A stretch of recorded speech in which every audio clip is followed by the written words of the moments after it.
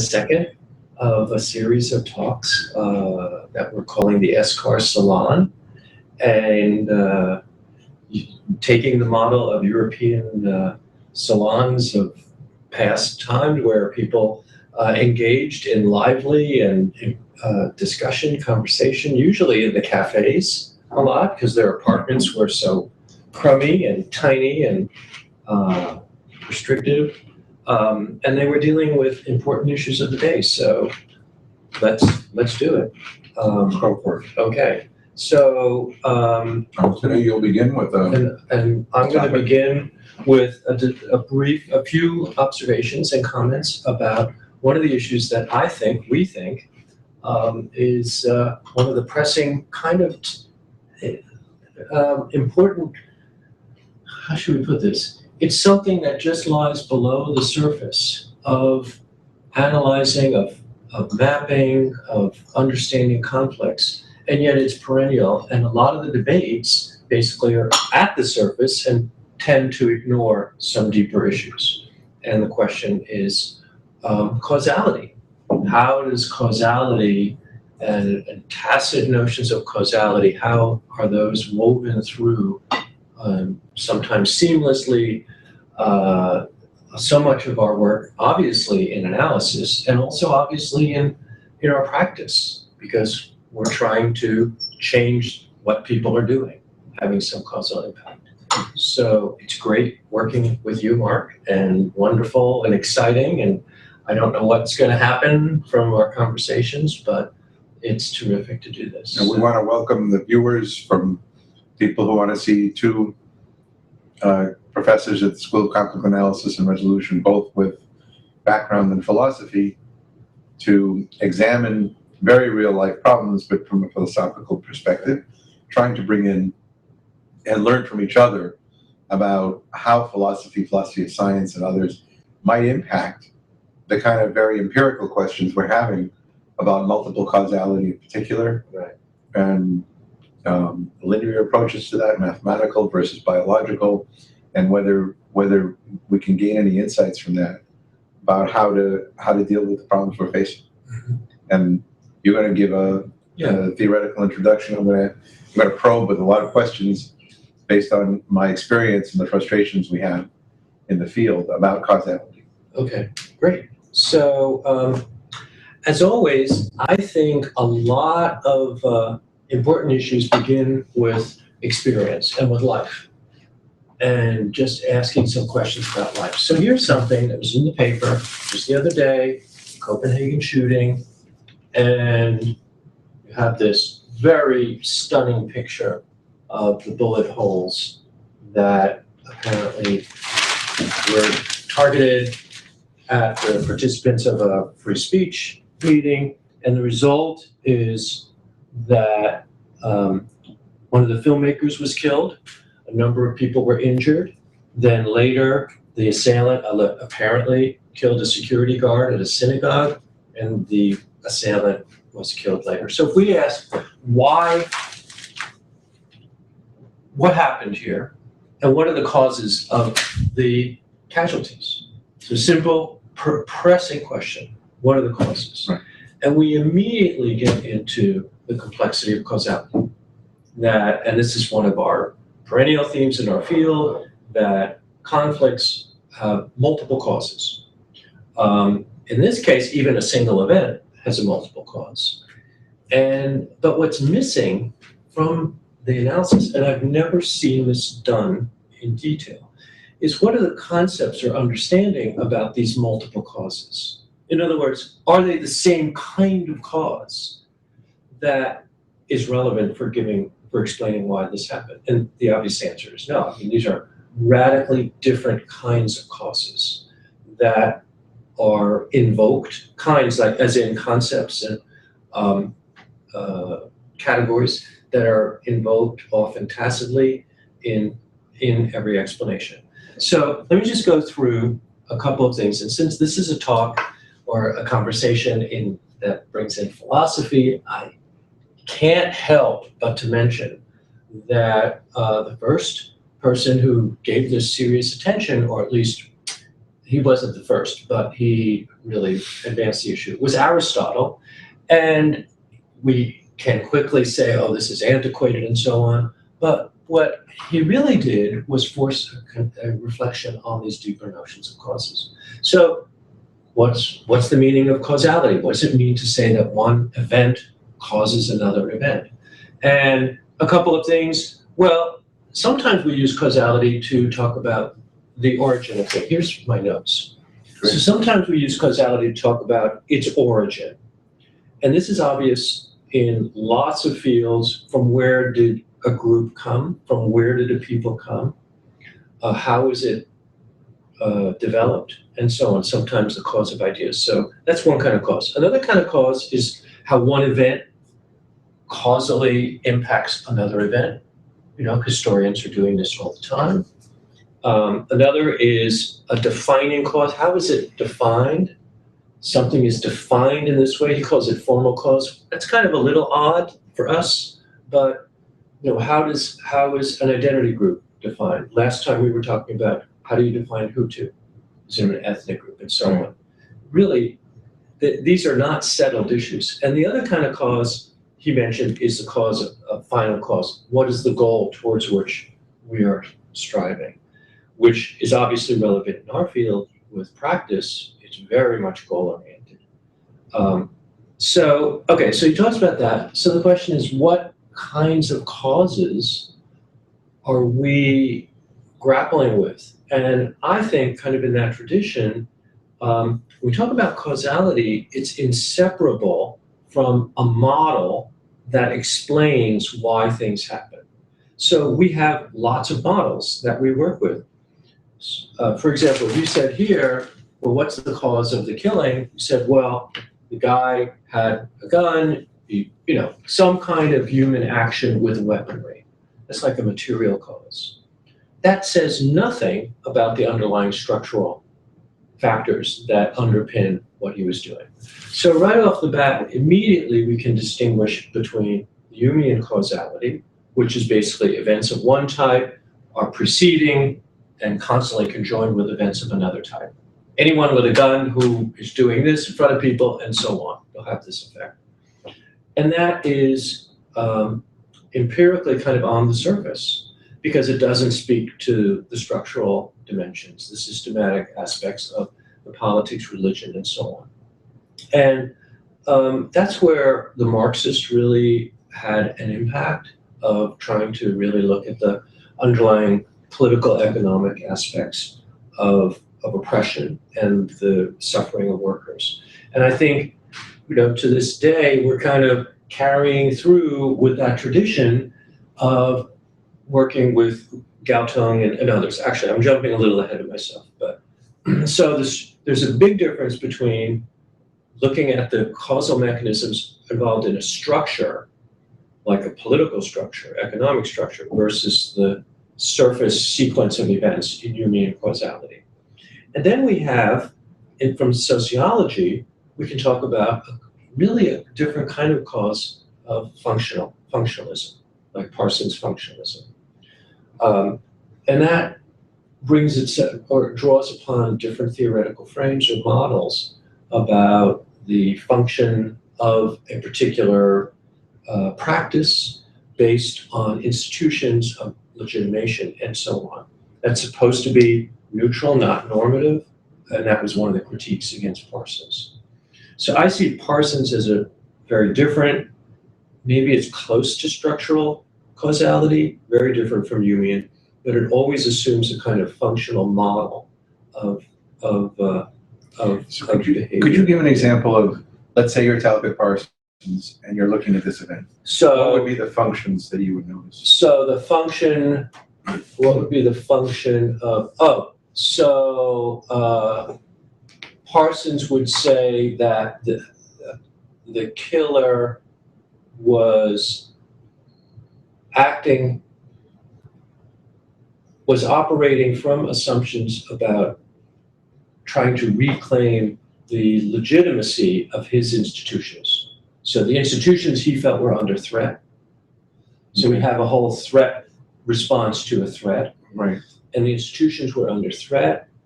institutions, belief systems, value commitments. I think Parsons would get into that value-laden aspect. And in which case, it was his act of necessity to salvage some belief of legitimation, or and basically to send a message. To be legitimacy, illegitimacy, conflict of institutions, messaging. Messaging, that's right. Okay. So that, Parsons obviously has been kind of old hat, and criticized, but I think there's another kind of causality that is very prominent today in a lot of contemporary work, and some people call it narrative causality. And this is kind of the causality of causality of speech acts. So, which is a weird, we don't often think that that's a kind of cause, but I think we should. Right. So if somebody basically says, shut the door, and we know what that means, it's a command, but it also has a force, a causal force, which has meaning in the context and so on. It's an attempt to compel someone to do something.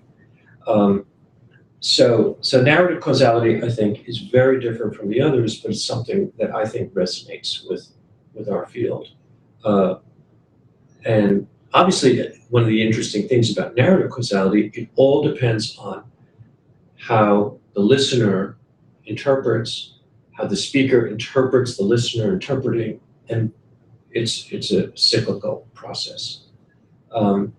So anyway, so I'm going to pause now and see what you have any. Well, I have a lot of things that I want to probe about. I want to also stay with this case. And I think it's a good way to think about this, to bring it down to a case study, and to because. Yeah, and it's very fresh, and I have different ways of analyzing it.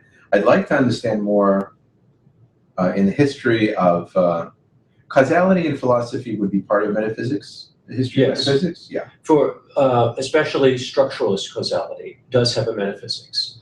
Humean causality claims not to, but one of the criticisms is that it does. So Aristotle had four different approaches to causality, and that's all part of his metaphysics. Mm-hmm. And then, and of course, the reason why it became important in religious metaphysics historically is because so much of this got tied up with the question of causing the world to be created, and this whole question in the Western traditions, Western religious traditions about causality and God. But what I'm trying to figure out is, like, once you jump to the case, and it gets really concrete.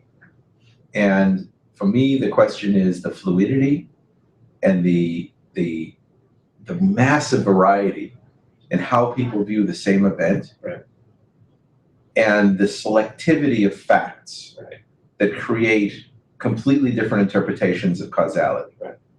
And that, which is obviously a postmodern critique on much of this, right, because Parsons, critique of Parsons and others would be that each structure that you decide to focus on is based on your own worldview, right, and your own prejudices, right, and you're noticing that. So that if you're a Marxist, you're noticing always the material causation of things, and you're ignoring other forms, right, of psychoanalytic causation and right, exactly, and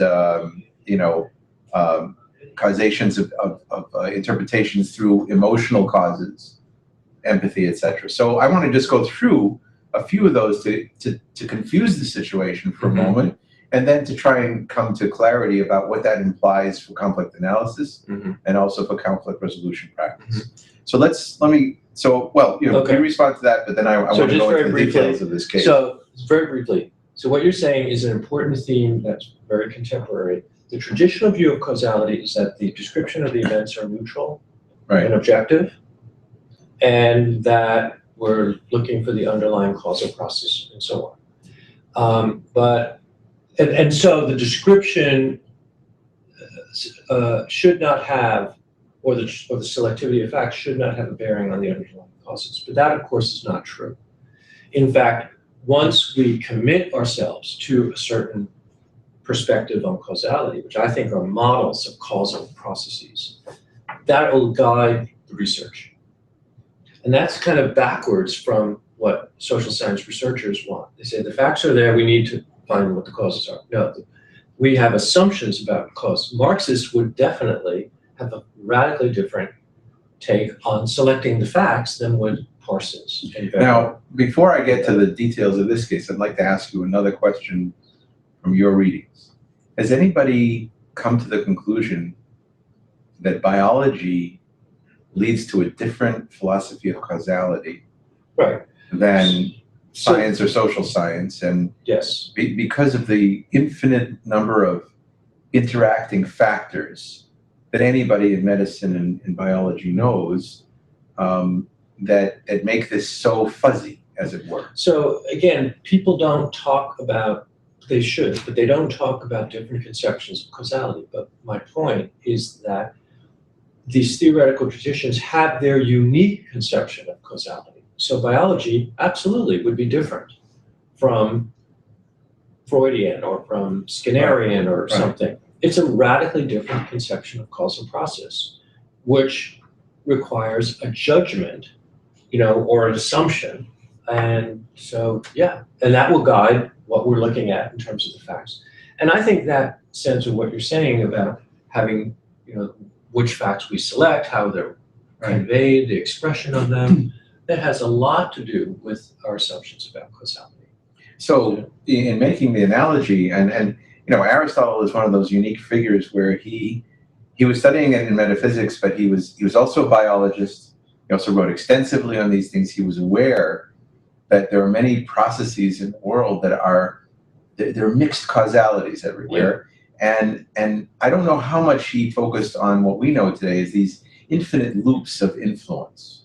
That causality is not a linear process. Yeah. It's a constant process of interaction in loops, like the cell, like organisms. What causes cancer, but what. Right. Environmental, internal, genetic. I mean, these are infinite circles. You're suggesting a systematic viewpoint. I'm suggesting the that anybody in conflict analysis already is understanding that there are multiple causes. Yes. We have not talked about, okay, there are multiple causes, which ones are more important? Exactly.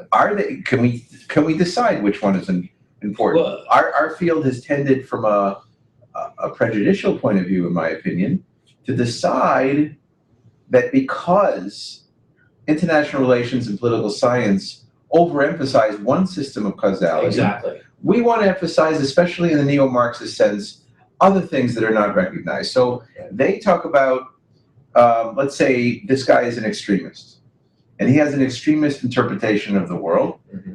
And we see out there securitized world that wants to emphasize his extremism as a way of not addressing other problems. So we can say, so that's a classic structural analysis from Galtung and others. Now, does that mean, by definition, that the structural is more salient than who decides? Is it 70% more? Right. Is it 100% structural? Right. And the extremism is irrelevant? We haven't had these discussions about how to weigh even. Let's say we all acknowledge there are multiple causes. Yeah. We haven't had a discussion on how to weigh this. And because of that, most discussions about this are entirely prejudicial, based on the opinion that a person is pushing in the conflict analysis. This happens in the academy. It also happens on Facebook every single day with every single person who's making a comment. Is it the fact that he was from, where was he from? He's from Denmark. Oh, he's Denmark. He's Palestinian. He's poor. Mm-hmm. He's been involved with violent gangs. Mm-hmm. He's also a recent convert to ISIS and did it because of his conversion to ISIS. You can focus on ISIS. You can focus on ISIS funding, how it came to be in the first place. Right. You can focus on Palestinian narrative. You can focus on the poverty narrative. Right. And all of them would be different takes that creates basically an international dialogue of the deaf, because people come into it with their own interpretation of causality and then see all Exactly. subsequent events based on the cause that they have decided is the essential cause. Is the essential, the root, and we use that term, which I hate, is root cause. Yeah. Root cause is an attempt to be blind to just what you're saying. Right.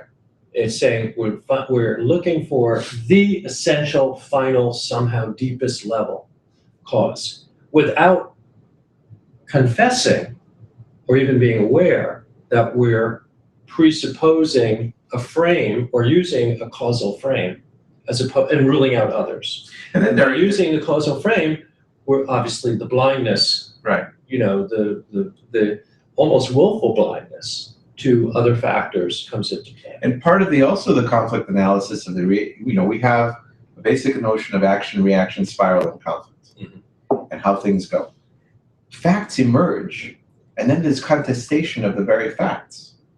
So the first day, there were hardly any facts. Second day, we found out he's Palestinian. Third day, we found out that he had just published on Facebook that he was a member of ISIS, that he was doing this in ISIS's name. Every one of those days completely changed the conflict analysis and dialogue of people about this event. That's an interesting point. So it's a moving target. So with one fact, quote, it draws our preconception to a certain causal framing, right, and ruling out others because we're so habitually used to, if it's ISIS, that means and then we have these other associations, terrorism, militarism, and so on. Now I had my own structural analysis the first day that persisted in my mind because of my own limited experience with Denmark. My own limited experience with Denmark was because of my personal narrative and background, a keen awareness that the Danish had stood up for human rights in World War II, unlike many other people. I had personally gone to a conference in Denmark where I was very impressed that they were talking about religion and conflict resolution. But I was shocked that there were no people there representing a religious population in Denmark that everybody was talking about, which was Muslims, and particularly veiled Muslims. So then I thought, well, there aren't too many veiled Muslims in Denmark. And then I said, no, I see them all over the buses. Yeah. So how was I going to this conference that was mostly white, hardly anybody who was religious, certainly no Muslims, and we were talking about religious extremism at the conference. So I looked at that and I said, and this is what even Vice President Joe Biden had said just yesterday on a conference on violent extremism, and that is he was pushing the idea that for all of America's, that he didn't say this, but I'm interpreting, from all of America's flaws in their foreign policy and their excessive militarism, this is my point of view, he was emphasizing that this is a nation of immigrants that has eventually specialized in radical forms of inclusion over time that have made the situation in the relationship between the Islamic community and the American community distinctly different than it is in France and in many other European countries. And he was making a point of that. He was saying, we've done this in the last 10 years, 20 years, and it's different. It's almost like an exceptionalism. Yes, he was arguing for an exceptionalism, but from an empirical point of view, as a conflict analyst of this for 30 years, I can say that he's right on a certain level, that many things have been avoided, but he's not analyzing everything. The fact is that the Islamic population of Europe is far poorer because of the proximity of borders and the fact that most people of poor means cannot make it to the United States. So it's already a population that's much more integrable, if you want to say that, or integrated possibility of integration. That's much, much easier here than the flow from Turkey, from Morocco, from many other places, from Algeria, and a lot of the grievances of that colonial past come especially with very poor people in these regions. And then all the prejudice that is true of a lot of exclusionary behavior in European society. So it's a complex mix. And then it comes out that A, he's Palestinian, and B, he just joined ISIS, and C, that he was already violent, has nothing to do with the Islamic community. So that all of my own analysis Oh, that's fun. about the Islamic community being excluded from the structural analysis in Denmark was irrelevant. This is the insidious nature of the hypnotism right now of the ISIS model of grievance and fighting, and lone people who are attracted to it from all over the world because of their own rage and anger at this moment in time and his particular story. So you could go back from all of this and say, stop with structure, stop with all these things. Just look at this That's person another frame. and this event, That's another frame. which was more of which would be more cultural, anthropological, psychological. Development. Where was he 5 years ago, 2 years And then ago? so look at this person. You don't look structurally at Turkey, you look at the peculiarity of Erdogan. And what's wrong? What's gone wrong with this particular leader? What went wrong with this particular man? That he became attracted at this moment in time, what had been going on? It turns out it's multiple causality. Yeah, absolutely. He spent a lifetime being angry at Israel and the Jews because of his background. He had a lot of other bad breaks. Suddenly the ISIS model is the trigger. And then he becomes professionally trained by somebody, we don't even know the facts yet. And it was almost a massacre. It was inches from a massacre. If the guard had not stopped him. Oh, he was stopped. He was stopped by a guard. Limited or restricted. He shot the guard. He killed the guard. The police wounded him. The police stopped him. But there was an entire group inside. A bat mitzvah was going on. He could have killed all of them with the kind of machinery. Well, that was the evening event. That was the evening event at the synagogue. So it could have been much, much worse. But again, look at all those triggers. And look at the problem we have with conflict analysis and conflict resolution practice if everyone looking at this very emotional event, very divisive, Jews versus Arabs, and whites versus people from the Middle East. I mean, classes, and the humiliation of ISIS for the Muslim world. It's all aggravating. Many, many people on Facebook wanted to believe immediately this was all invented. It's a trope. It's not real, because it's painful to see what's going on here. And yet this is going to have ramifications, and the whole securitization of the problem, and et cetera, et cetera. So I'm really interested in us having a more sophisticated model of managing multiple causality, and managing our opinions about it as we try to create consensus on what to do. I think that's fantastic and critical. And the first thing before we deal with these models is to be aware that they're being imported when we use certain words about the facts of the case. Right. Which is exactly your valuable point, that when we have such a habitual connection to certain whole processes with triggering words of now it's ISIS. So we have the ISIS model, which is now also related to that mindset, is the militarization of ISIS. Well, ISIS is obviously, I don't know a lot about it, right? It's very contemporary. ISIS is, like any social group, is extremely complex, and it can be looked at from different frames, obviously. Yeah, and there's two very, very competing frames right now. And those competing frames are how Islamic is it and how un-Islamic is it. Exactly.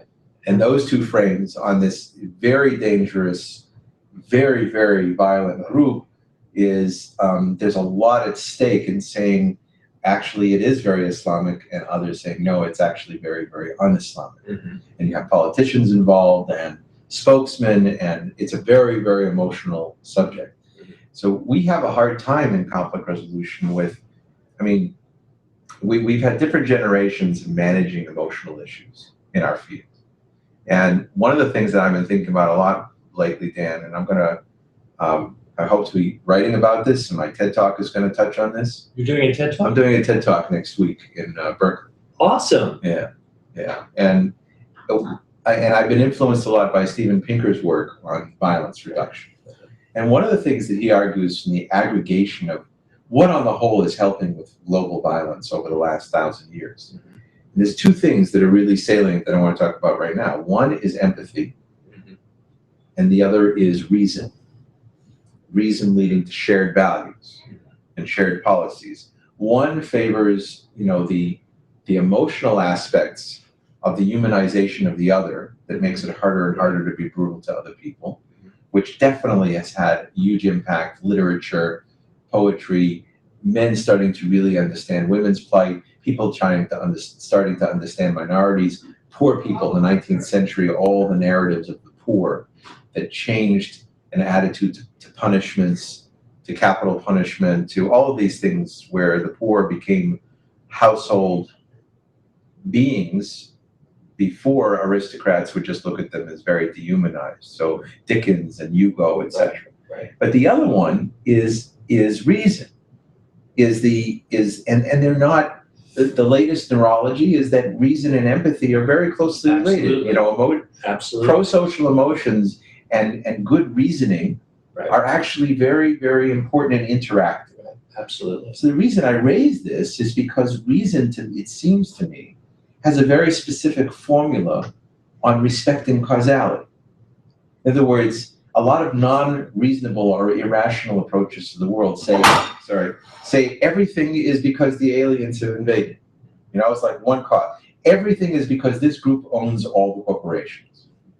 And we know all that bigotry to them. Everything is because of the influence of the Masons or of the Jews, or it's all Islam. And all of our troubles today are Islam. All of these monocausalities usually are incredibly anti-empathic, paranoid, and usually lead to much more violence. Whereas reason respects the fact that we have to do an investigation, empiricism, and we have to see that if there's 20 different factors in why cancer is caused, you can't blame it all just on the Jews. You can't blame it all on immigrants. You can't say that it's, you know, they came over the border and everything went bad in our society. You can't do that because science and reason says, no, you have to open and investigate and see if we can come to shared analysis and then shared rules on how to deal with that. I don't think we've developed that enough in our field for what it is to look at multi-causality in some sense, empathically and dispassionately, to come to some agreement on how to proceed. Our conversations immediately become very emotional. Well, one of the, absolutely. So, you know, I really like what you're saying about, kind of emotion and reason and how they're blended. One of the things that, if we are honest and really reflecting on our presuppositions that are guiding our research, then we also have to be tolerant of others. So there is a question of tolerance here, which is often in the political realm, but I think it's also in the realm of analysis of research. So for example, if I say, well, I'm coming to it from Galton's perspective, okay, and I'm not really looking at the emotion, I'm not looking at the affective states, and so on. I'm looking at basically structural injustice and so on. Well, that would guide my research and analysis and reflection and so on. But then also to be aware that maybe if I'm using Galton's perspective, I'm limited in not looking at the other perspective. So there has to be an openness. But that leads to such a plurality. And this is one of the, I don't know if it's unfortunate consequences of being a philosophical reflection, but I think it is a consequence that it makes it more complicated. So even though, I totally agree with you, we have to use reason for this, and reason basically rules out, and you need to be aware of certain fallacies, and you mentioned one, but there's many errors in thinking. Many kinds of errors in thinking. So there's one. And plurality leads to a desperate need for cognitive consistency that makes you emotionally want to go back to one cause. Right, but being aware that that is limited, confining, and so on. Yeah. And so I think the best way to approach this is whenever we, in doing analysis and really understanding the deeper things, say, whenever we're doing this and explaining why did this guy do this, we say, well, here are our models that we're using as kind of default. These are our assumptions. And, which we rarely do, we need to be open to other models which will lend other. In other words, bring the philosophical temperament to the fore. So let me ask your advice about something, because I totally bifurcate in my mind my goals and aims in conflict analysis, both in education and teaching and also in practice, versus conflict resolution. And I'm trying to figure this out because I think, and it doesn't necessarily speak well to how I've taught. Is that the way I teach is to deliberately make people kind of bewildered by multiple causality in the process of dealing with the conflict analysis aspect. However, in the history of philosophy and ethics, and in the history of conflict resolution practice, which is much more modern, but it's a version of ethics in my opinion, is that, what to do, what ought to be done. Right. Just asking that question from 3,000 years ago to now, either professionally now as a social worker or back then an ethicist, a Confucian ethicist, an Aristotelian ethicist. Once you get to that, it would seem that human beings really need simple things. And that simple things from a sociological empirical analysis win the day, which is why fascism is dangerous, which is why totalitarianism is dangerous, which is why demagogues are dangerous, is because we crave simplicity. I think that we need to study more how a genius, crazy mind like Aristotle comes to his ethics with simple suggestions after all of that about what creates the good character. His was more virtue character ethics, right? How does Kant, with his incredible analysis of causality, come to his simple categorical imperative? Can we trace that? Because is that not the same as trying to go from conflict analysis to conflict resolution practice? That's a tough one. So you're saying there's kind of a genius in the simplicity.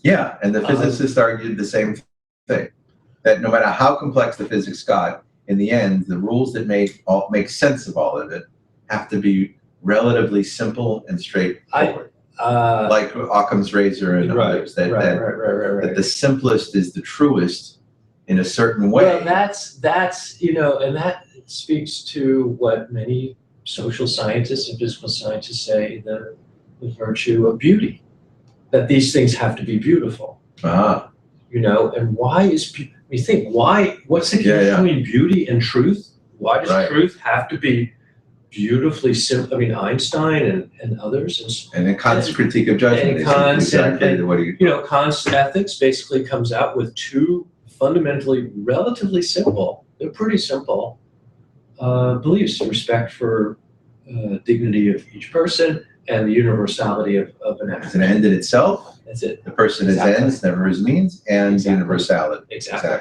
So, and those are pretty simple. So by extension, as I get to the confusion of looking at this event and every single day dealing with the incredible complexity, bewilderment of the global conversation, and increasingly a lot of my practice is about managing the global conversation and pushing it in a less violent direction, as opposed to the policy world, and all of that is a different aim. And as I think about how to do that, it's amazing to me how much the simplest things are the only ones that are winning.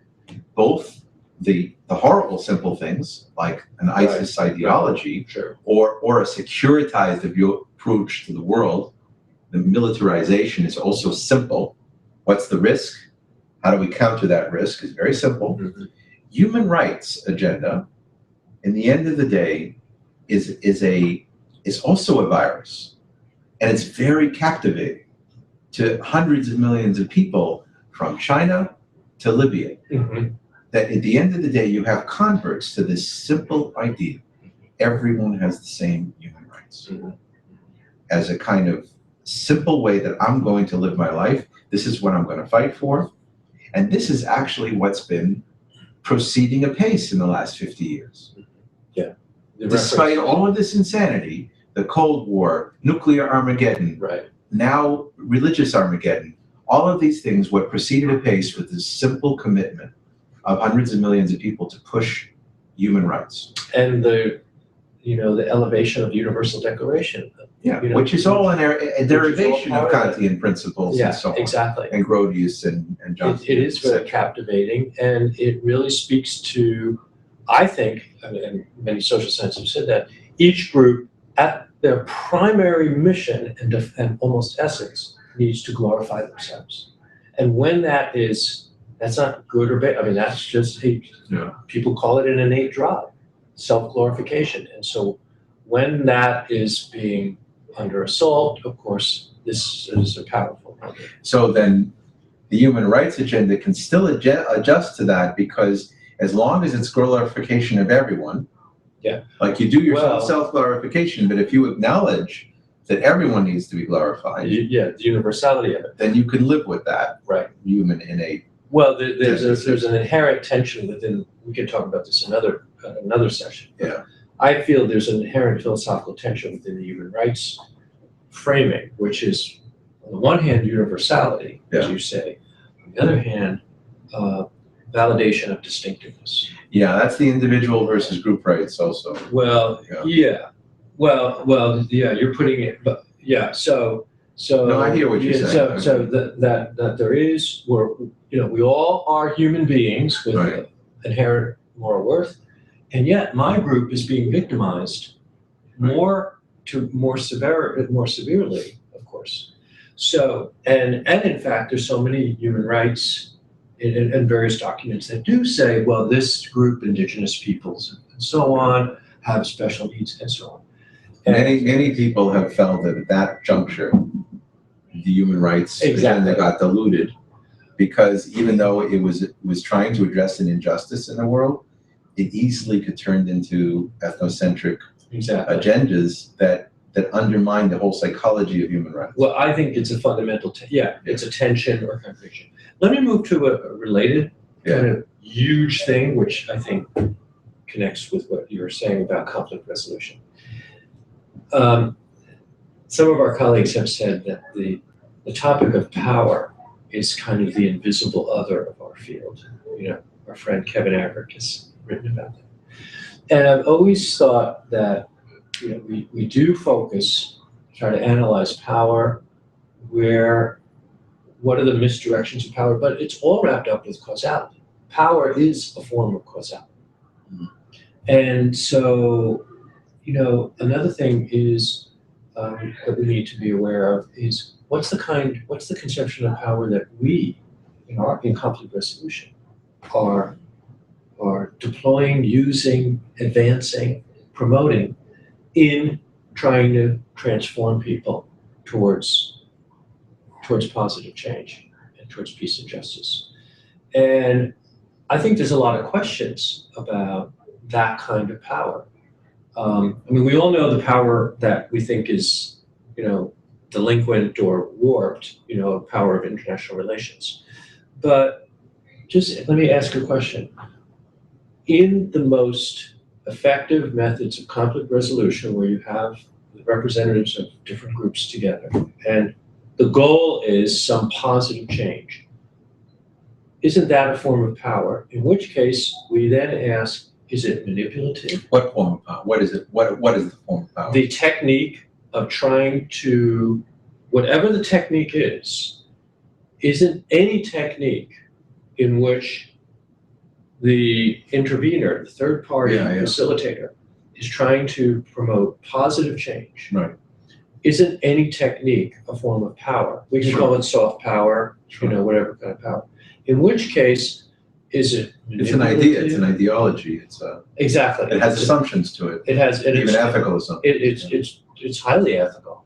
Yeah, it's saying it's better for us not to fight. Exactly. Or fight destructively. That violence is not helpful. There's many assumptions to it. So is it manipulative? Is it's not coercive? Is it kind of transparent? Is it upfront? All good questions. I think that anything is that all forms of conversation are forms of persuasion. That there are ideas that are being put forth, and to this degree, when fundamentalists argue against the liberal education, They're absolutely right. It comes with assumptions. It comes Right. with things that it's trying to educate, things that they'll call it education versus manipulation. But if somebody disagrees with what's being educated, Exactly. it's manipulation. It's not education. Exactly. We're all trying to persuade each other of things. So I think that if you're upfront about that, and the great, that's again, it comes back to the models of reason that we're operating with. Because in my mind, the height of the Enlightenment, let me step back. I think there's always been enlightenments, but the enlightenments have been very narrow to who was allowed in the room. So that in Greece and in Confucian times, there were definitely forms of conversation about enlightenment, but they were often very limited as to who's human, who's at the table that we're even considering, etc. And we try to, in recent times, go more and more towards a much larger conversation of who's in the room, but we still have exclusions, so that the academy, for the most part, didn't want religious people in the room anymore. Many people from the academy were refugees from intolerant religions, trauma, and they created many conversations that were beyond religion. And that's even anthropology becomes, everything religious becomes an anthropological item rather than a religious item, as a way of, again, distancing from traditional religion. I've critiqued it in my writings. I'm fine with that, as long as we're aware that we're always excluding somebody, and that how would we want it to be radically inclusive? How would we want, and we haven't got here yet. In an odd way, Socrates and others did. Socrates loved the idea that he could stop anybody in the street and ask questions and get to a more enlightened position.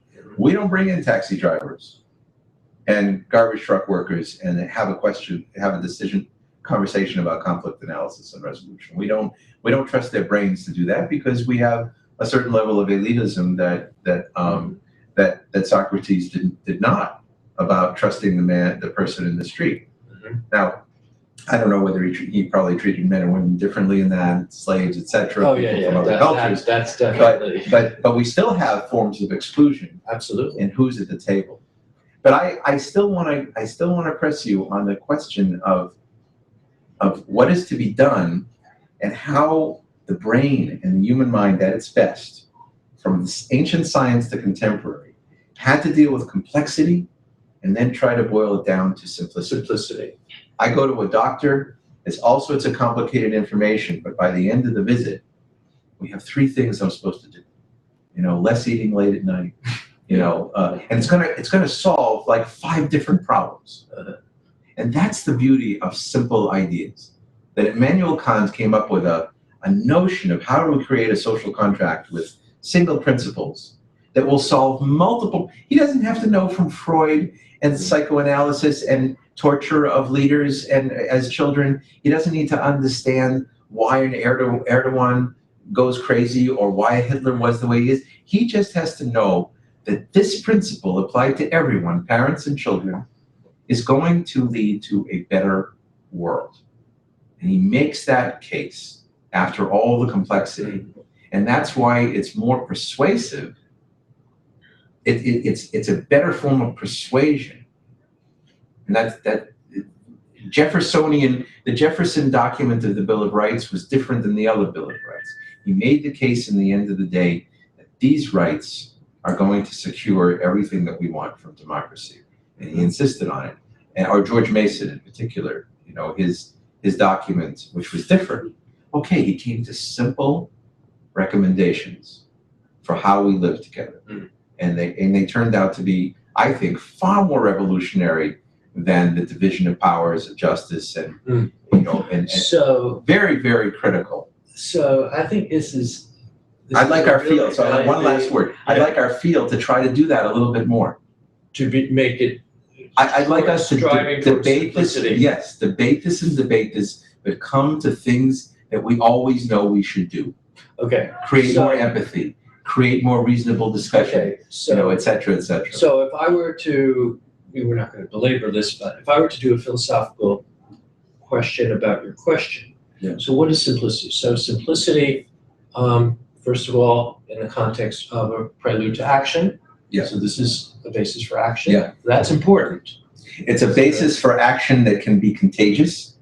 and that could actually have a large impact on 7 billion people. Okay, but that's the consequence, but the even action by one person. Yes, yes. So the other thing, which you even intimated or stated, it has to already tap into some preconceived understanding or sentiment, or you can use different words, but intuition, reflection, experience. It has to already tap into where the person already is situated in relation to that issue. In other words, it can't be too radically alien at that moment, so that's a temporal thing, obviously.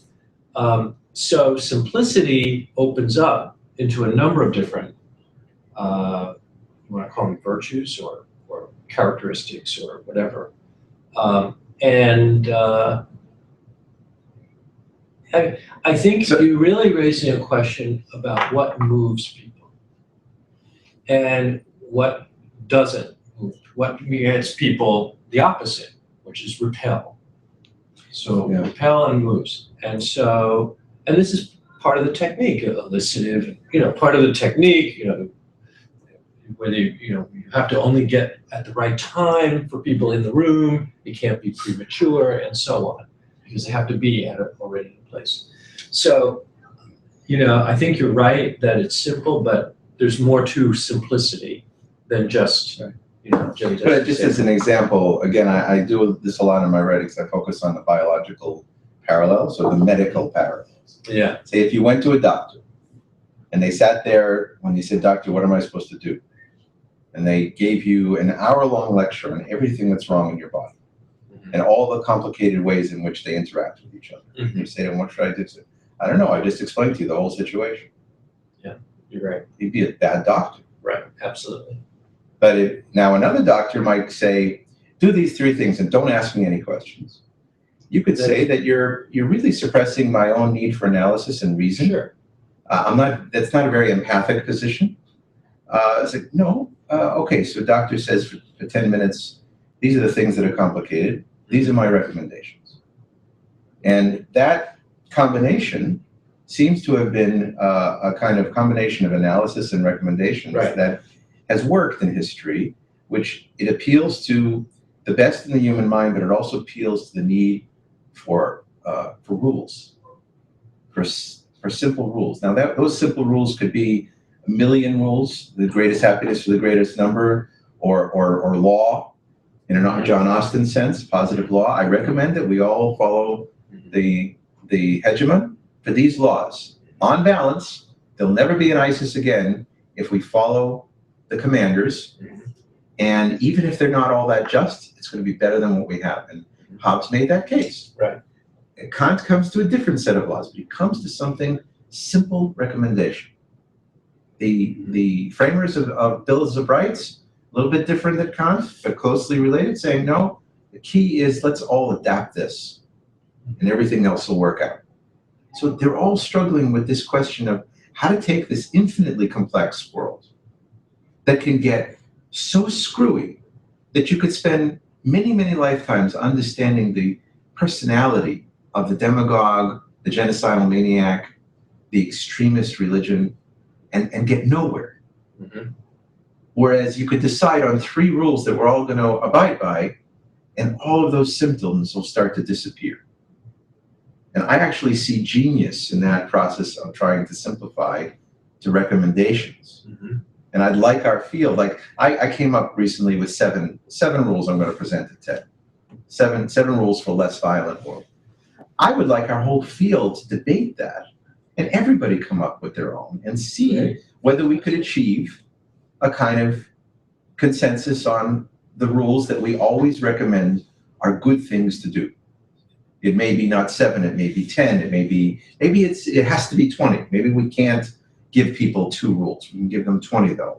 That is something that the vast majority of people in this field agree with. So you're appealing to trying to capture a sense of people's reason and emotion. Reason, emotion, experience. Okay. Values and commitments in debate with each other as a way to come to something that we could recommend. Well, I think that's inherently valuable, obviously, to do that. I also think that's still part of the rationalist tradition, that you're basically setting up a scenario of constructive conversation, maybe Yeah. debate, and it's perfectly part of academia. Right. And that has its own value. But I think part of the techniques that we deploy Yeah. tend to be not exploiting irrationality, but they tend to be very psychologistic. And they're not kind of, they're not always upfront in the techniques. And I'm talking problem solving workshop, framing, and We probably wouldn't reframing. agree on those things then. And we wouldn't. Absolutely, no. I want to make that complex. I'm looking at where we might find agreement. Like we may find agreement across the board that that our methods can go so far when the state is invested in structural violence. And therefore, part of our recommendation is to struggle with unfairness in the state. Mm-hmm. And that is a method of conflict resolution in the long run that we all agree to. And then we could recommend ways to do it that are better and worse. It might be worse to do it with provoking war in the old communist model between the classes, but we might be able to agree on a principled approach to pointing out the structural unfairnesses Absolutely. in us or in our allies. We might come up with a rule. You need to have allies, but you cannot sacrifice your principles in the process of, you cannot suppress them or even aim to teach the world about human rights when you cover up the conversation about your allies. That would be a rule that we would all agree to. So I'm not talking about avoiding the structural questions. I'm talking about finding a way that we can agree to a series of things that would include that. But we're just not simple enough right now. That's my opinion. Is that I think we're avoiding. I think the whole field avoids. Our field is so concerned with becoming part of the mainstream that we don't want to really dredge up some tough questions. Another way to frame it for our conversation is that I want us to recognize multiple causality and its infinite complexity. And at the same time, I don't want that endless conversation of analysis to prevent us from coming to some causal recommendations. Well, I think that we think that on balance, these three things lead to less. I don't see a contradiction. I could say within a particular causal frame, we can have simple recommendations. And definitely, we could say that with narrative causality. If we understand that speech acts and so on have a causal power, we could still be very selective as to a few of them and so on. So I'm really interested in the great philosophers and the fact that they begin, especially those who had a politics and an ethics, and science of causality. How did they, in the end, come to their recommendations for what the human being should do? Mm-hmm. Well, you're in the great tradition, the great philosopher tradition. I think the so-called postmodernists, I shouldn't use that word, but the people like Wittgenstein and others, it's very hard to come out with simple recommendations from them, from their work. Yeah. It's almost impossible. It's impossible. It's almost impossible. And even when people with Wittgenstein, who basically focused, as you know, on the meaning of a word is in the form of life, in which there's conversation and so on. And of course, there's many forms of life, which means there's indefinite number of meanings of words. Right. So the idea of narrowing it down to a couple, according to a Wittgenstein approach, would seem kind of oppressive, or arbitrary, at least arbitrary. Yeah. And in political context, it would be considered oppressive. So on the other hand, I like your approach because it's something we need to do, to figure out, and just to be honest. There is a sense here of not avoiding and being honest about what our assumptions are. Right. And it just doesn't happen. It rarely happens. Yeah. I think going back to another point you mentioned, this issue about the cognitive, I'll reframe slightly your point, the cognitive underpinnings of emotion, or the link between cognition and, Yeah. and emotion. And you're absolutely right. There's so many researchers. I've been doing a fair amount of reading on that, recently. There's so many researchers from different fields to show that, compassion, empathy, care, and so on are based on an interpretation of events in the world, in our place, and so on. Which, on the flip side, what I haven't heard or read is, taking that view and saying that our traditional values, as in justice seeking, have an emotive meaning. Yes. That the idea of redressing injustice or overcoming human rights abuse and so on is highly emotive in the sense of moral emotions, not immediate feelings. How is it possible to even be driven towards social justice without radical empathy? Exactly. That's exactly. That's somewhere axiomatic inside the person. Right. So, but this is something that has not been brought out, at least certainly not in the social science literature. There are some philosophers, I'm not sure who, I think I read somewhere, I'm sure Ricoeur and some others. The final thing I want to notice also is that if we don't start doing this, the danger for our field is that conflict analysis is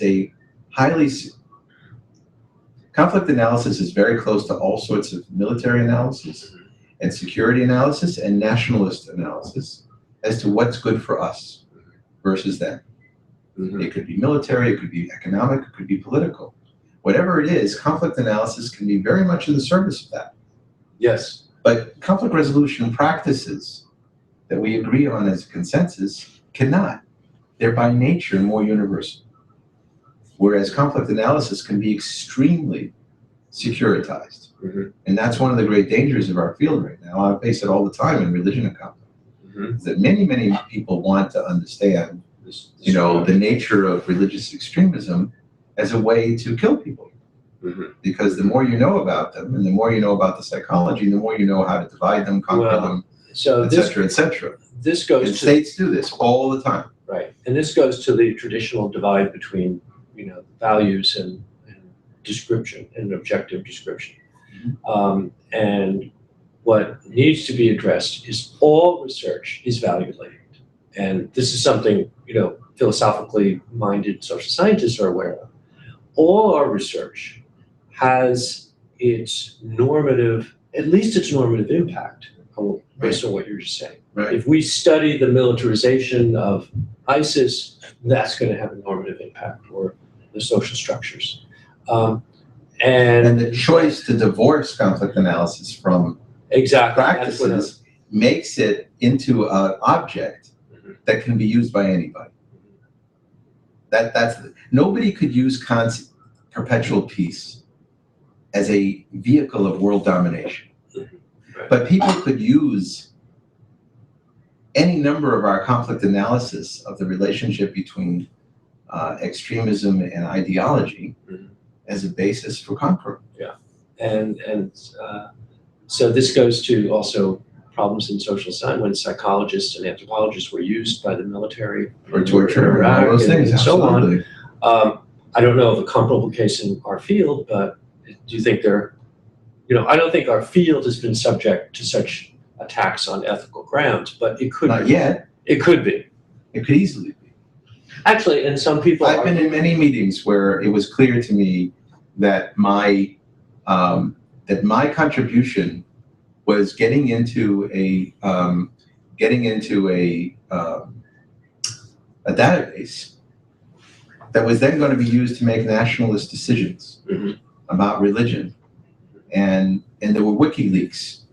One of my students pointed out to me WikiLeaks from Hillary Clinton's time, and the fact that those leaks with a certain government strongly recommended that you choose this Islamic philosopher to propagate in your country versus that Islamic philosopher. It got down to those details because we had been talking to them for years about different approaches to Islam, etc. Now, do we expect that to become a security argument Right. with some nation, a very weak nation, that the United States could tell them what to study in Islam and what not? Now, I know what that agenda was, because that agenda was that there is an implicit conflict and war between Wahhabist ideology of Islam that is from America's allies, but publicly there cannot be a public conflict with those allies. But privately, there's a real struggle going on between very progressive Muslims and Islamic philosophies versus those philosophies, and the United States and other nations are starting to get in the game privately, secretly, of opposing those more militant or violent ideologies. So was that my intention when I taught them all those years about religion and conflict? No. It wasn't in your strategic plan. No. Obviously. No, obviously not, because I wouldn't. First of all, it's dangerous for states to start imposing one form of religion or another. We know that historically. And secondly, it just wouldn't be necessarily wise in many situations, and it's just coercive. It's just coercive. So what I'm saying is that it's very dangerous to separate the conflict analysis from the conflict resolution. And we still do. And we do it, but we should at least have a debate on the consequences of that from a normative point of view. Yeah. So what are some takeaway themes that we can think about some more? Let's think about that. Yeah, let's think about that. Well, I have a couple myself, just to start. You're better at summations. Well, I don't know about that. So first is that even in analysis is fundamentally incomplete without being reflective, openly declarative about the models we're using for explaining why things happen. The causal models. Just this kind of cause, it's not that kind of cause. Yeah. Without that openness, we have the appearance of being kind of essentialist, or single-minded. And it's also important to recognize what we're missing. If we're looking at structures, we're not going to examine the emotions necessarily, not only of the protagonists, but even of the leaders of the country, or the militants, even of the police. And let's negotiate multiple models of causality as to how we're weighing that, what our prejudices are, we weigh one more than the other, and laying it out from an empirical, a reasonable point of view as a part of our analysis, to be self-disclosing about the different assumptions about causality. Oddly enough, it just reminded me of a panel I heard at one of the ISA meetings, and they were talking about causes of events. And these were very rigorous social scientists, very impressive people by my knowledge of their work. And they were very good about saying, here are our assumptions about what is the cause, what is a militant group, what is a conflict, and so on. Right. And they blended it in seamlessly to their analysis. So they did a good job, even though they come from a tradition which you think is kind of closed-minded to philosophical inquiry, but they did a good job. Yes. We should all be doing that. Right. And certainly teaching it, obviously. And we can even teach it as a form of conflict prevention. Because when you deliberately or willfully cover over your assumptions about causality, you actually are delaying conflicts that are going to come from that. That's very good. And also in that regard, looking at past cases where the researcher didn't know the implications, like the case you're talking about, how it would be used. So, and I also think all of these things are related to our notion of power. And even, we know that with power in international realism kind of power, but even the kind of power that we